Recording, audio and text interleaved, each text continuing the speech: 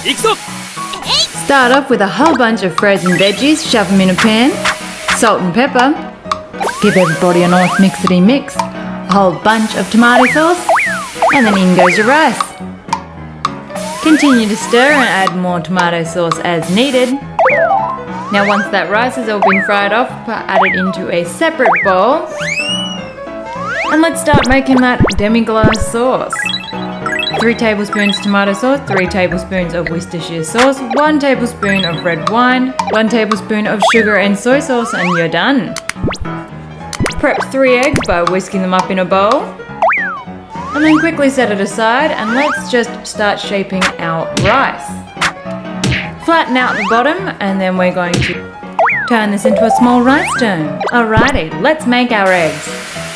Pour in a sprinkling of oil and then we're going to squeeze and twist our eggs around. Time for take 2, I suppose. So again, gently squeeze and twist. Don't rush that ending, otherwise you're going to open it up. Alright, last try.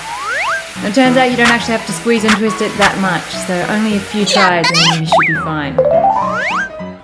Gently drape him over your nice rice bowl. Spoon on your sauce and parsley.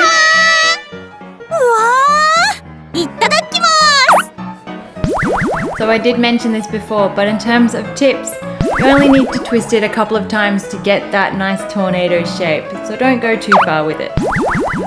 And if you are into demi-glace sauce, you could totally use the real stuff. This just doesn't have all of that butter and lard in it.